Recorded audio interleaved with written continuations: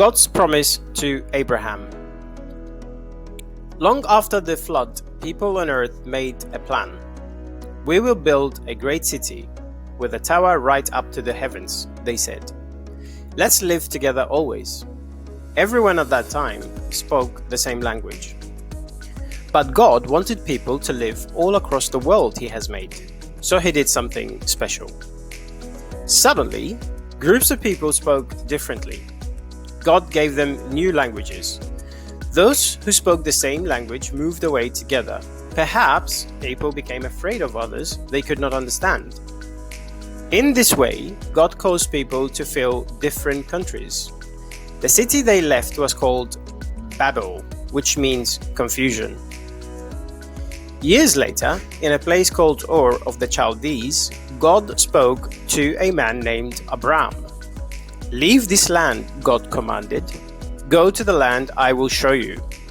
Abram obeyed. God led him to Canaan. His wife, Sarai, and nephew Lot went with him. In Canaan, both Abram and Lot became rich. They had large herds of cattle. There was not enough pasture for so many animals. Lot's herdsmen quarreled with Abram's herdsmen. "Let there be no trouble," Abram said. "We will separate. Lot, you take first choice of the land you want." So Lot chose a great grassy plain dotted with cities and villages. It looked good, but the cities were very wicked places. After Lot left, God spoke again to Abram.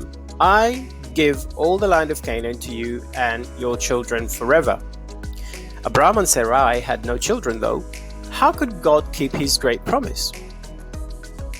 3 men from God came to Abram and Sarai. They said, "You will have a baby soon." Sarai laughed. She did not believe God's message. She was 90 years old.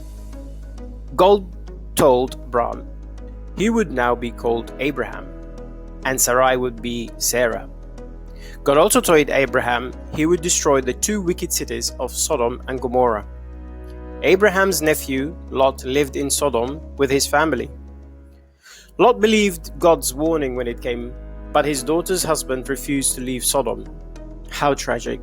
They didn't believe God's word. Only Lot and his 2 daughters made it to the safety. Fire and brimstone fell upon the wicked cities. Sadly, Lot's wife disobeyed God's warning and looked back as she ran. She turned into a pillar of salt.